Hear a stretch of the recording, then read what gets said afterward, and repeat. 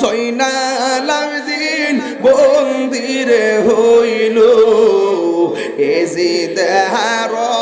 জেলখানা বলে ও জিবরাইল বাতাস করো ফাতেমার গায়ে হায়রে বাতাস ও ফাতেমার গায়ে